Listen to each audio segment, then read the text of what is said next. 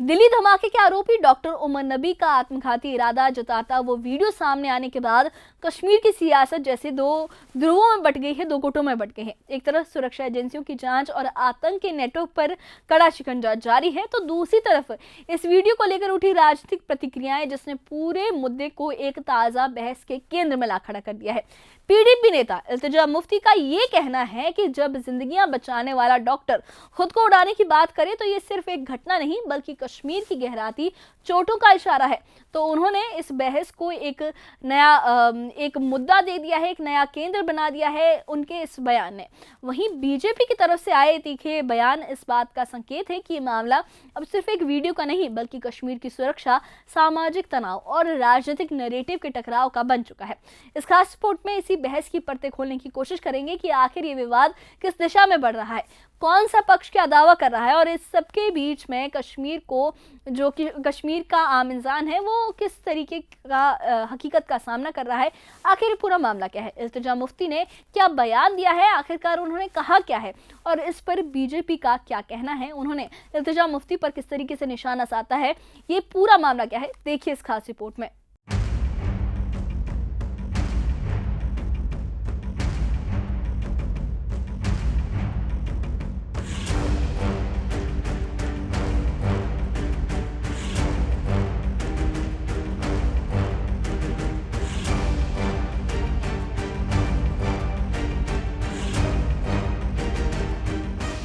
दिल्ली धमाके के आरोपी डॉक्टर उमर नबी का एक वीडियो सामने आया जिसमें वो खुद को उड़ाने की बात करता दिखाई दिया। ये सिर्फ एक वीडियो नहीं बल्कि पूरे कश्मीर के लिए चिंता का मुद्दा बन गया। इस वीडियो पर प्रतिक्रिया देते हुए पीडीपी नेता इल्तिजा मुफ्ती ने कहा कि जब एक डॉक्टर जिसका काम जिंदगियां बचाना है वो खुद को उड़ा देने की बात करे तो ये कश्मीर के गंभीर हालात को दिखाता है। उनका कहना है कि ये हालात किसी एक घटना की नहीं बल्कि सालों से बने हालात की देन है।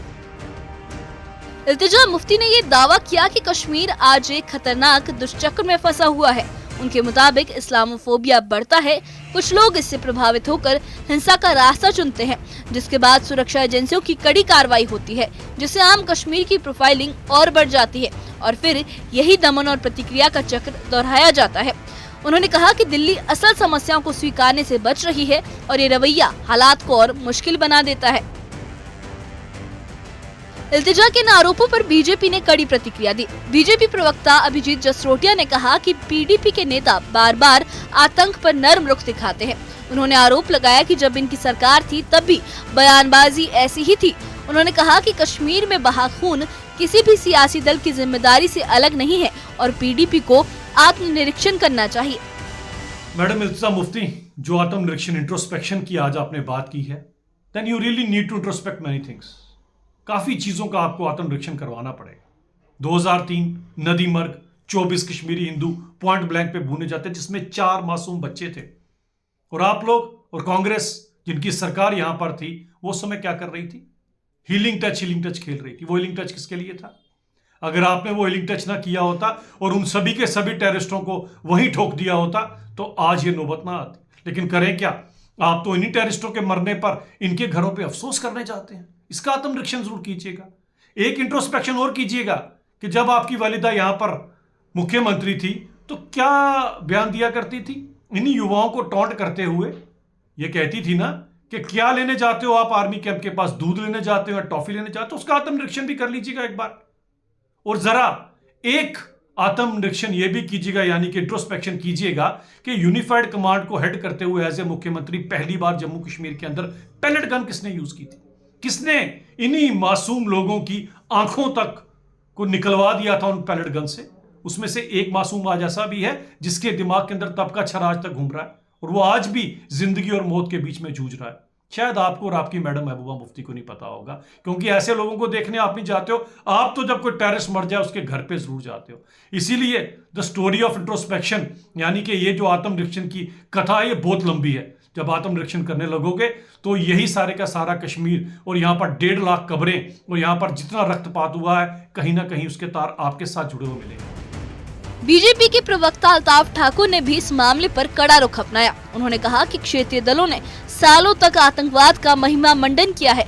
ठाकुर ने डॉक्टर उमर नबी के वीडियो का हवाला देते हुए कहा कि एक आतंकी कैमरे के सामने शहादत का प्रचार कर रहा है और दूसरी ओर एनसी और पीडीपी उसके घर गिराए जाने पर सवाल उठा रही हैं। आज कश्मीरी यूथ, खासकर जो एजुकेटेड यूथ अगर टेरर रैंक ज्वाइन करना, उसमें अगर सबसे ज्यादा किसी का हाथ है वो रीजनल पार्टीज का है, चाहे वो नेशनल कॉन्फ्रेंस हो चाहे वो पीडीपी हो। आपने देखा दिल्ली ब्लास्ट के बाद ये टेररिज्म को जस्टिफाई कर रहे हैं, ये टेररिस्टों को ग्लोरीफाई कर रहे हैं। इवन यहां तक कि उमर का वीडियो सरफेस हुआ है सोशल मीडिया पे, वो खुद जिम्मेदारी ले रहा है कि मैं सुसाइड अटैक कर रहा हूं, और ये कह रहे कि उसके मकान को क्यों ढाया गया। रे जिस जगह से देश के खिलाफ साजिश हो रही है, जिस जगह से आतंकवादी पैदा हुआ है, उस जगह को हम थोड़ी हम ऐसे रहने दें, उसको तो मिटाना ही पड़ेगा। और दूसरी बात, मकान तो बन सकता है, चलिए आज नहीं कल वो मकान बनाएंगे, लेकिन जो 15 लोग दिल्ली ब्लास्ट में मरेंगे वो कब वापस आएंगे। बहुत से तरीके हैं जिससे पीडीपी हो या नेशनल कॉन्फ्रेंस हो, वो टेररिज्म को ग्लोरीफाई भी कर रहे हैं और जस्टिफाई भी कर रहे हैं, और उनको लाइसेंस दे रहे हैं कि आप सही सिस्टम पे चल रही है और आप कर लीजिए। जैसे अभी इल्तिजा मुफ्ती साहिबा का ये स्टेटमेंट है कि किस तरह से बनी। मैं इल्तिजा मुफ्ती साहिबा से कहना चाहता हूं, छोटी बच्ची है, क्या आपको पता नहीं है ये किस तरह से हो रहा। अरे यही डॉक्टर देश के टैक्स से डॉक्टर बनते हैं, देश के लोग देते हैं, देश के मेडिकल कॉलेजों में पढ़ते, और वहां से ये देश के खिलाफ साजिशें करें और वहां से ये टेररिज्म को ऑपरेट कर रही है, चाहे वो अल-फलाह यूनिवर्सिटी हो चाहे जम्मू कश्मीर में हो। उमर नबी के वीडियो पर शुरू हुई चर्चा अब एक गंभीर राजनीतिक टकराव में बदल चुकी है। एक तरफ इल्तिजा मुफ्ती कहती हैं कि कश्मीर को दुष्चक्र से बाहर निकालने की जरूरत है, दूसरी तरफ बीजेपी का आरोप है कि पीडीपी जैसे दल आतंक पर नरमी बरतते हुए माहौल बिगाड़ते हैं। लगातार बढ़ते आरोप प्रत्यारोपों के बीच वही पुराना सवाल फिर सामने खड़ा है, कश्मीर में सुरक्षा, कट्टरपंथ और राजनीति, क्या ये कभी एक समान रास्ते पर आएंगे। Bureau report, news 18। तो ये थी पूरी कहानी एक वीडियो से शुरू हुई बहस की, जिसने कश्मीर की सियासत पर फिर वही पुराने लेकिन जरूरी सवाल खड़े कर दिए हैं। इल्तिजा मुफ्ती का ये आरोप है कि कश्मीर एक दुष्चक्र में फंसा हुआ है, जहां डर, प्रोफाइलिंग और अविश्वास एक दूसरे को जन्म देते हैं, और उसके जवाब में बीजेपी का ये कहना है कि पीडीपी और दूसरे क्षेत्रीय दल, उन्होंने सालों तक इस माहौल को बढ़ावा दिया है, और उन्होंने ये कहा है कि जो पीडीपी है वो लगातार आतंक के समर्थन में, आतंकवादियों के समर्थन में बयान देती आई है। उनके जो बयान है वो लगातार आतंकवाद समर्थित रहे हैं, वो आतंकवाद को बढ़ावा देते हैं, और ये दोनों बयान अपने अपने नजरिए से सियासत को और आगे बढ़ा रहे हैं। लेकिन ये जो पूरा मामला है वो एक वीडियो से शुरू होकर एक अलग ही बहस बन गया है। इल्तिजा मुफ्ती ये कहती हैं कि ये जो कश्मीर का पूरा मामला है वो एक विशेष सर्कल बन चुका है, जिसमें लगातार इस तरीके से उन्होंने ये कहा है कि इस्लामोफोबिया बढ़ रहा है, जिस वजह से जो लोग हैं वो इस तरीके के आत्मघाती हमले या इस तरीके की हिंसा अपना लेते हैं, और जिस वजह से जो जांच एजेंसियां हैं वो सख्त कार्रवाई करती हैं, और उसके बाद कश्मीरियों की प्रोफाइलिंग पर सवाल उठते हैं और दोबारा यही साइकिल चलता आता है।